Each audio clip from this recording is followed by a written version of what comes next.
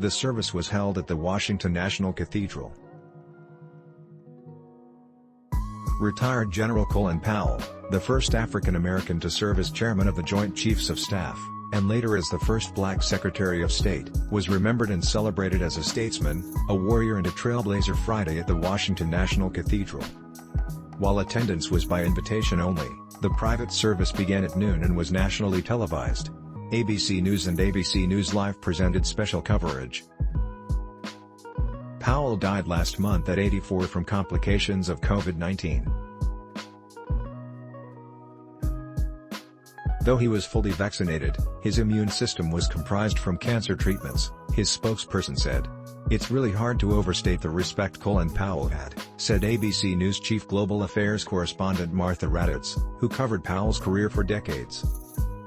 When traveling around the world with him, it was almost like traveling with a king, but Colin Powell, of course, never acted like one. President Joe Biden, former President Barack Obama and former President George W. Bush, as well as former Secretary of State Hillary Clinton, were in attendance.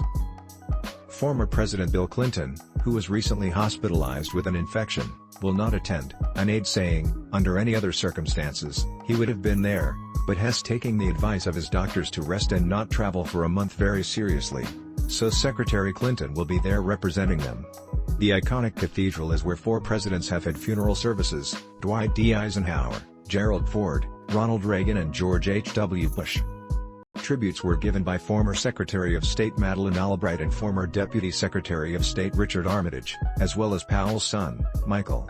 "He made pragmatism charismatic," Albright said. "Beneath the glossy exterior of Warrior Statesman was one of the gentlest and most decent people any of us will ever meet." Armitage, in his tribute, recalled a time when Powell sang all of Mamma Mia to a very amused foreign minister from Sweden and to a gobsmacked U.S. delegation, who'd never. Powell's son Michael delivered an emotional eulogy, talking through tears, about how one of his most powerful memories comes from his father holding his hand when he was young, and then holding his father's hand as he lay dying at Walter Reed National Military Medical Center. "We walked through this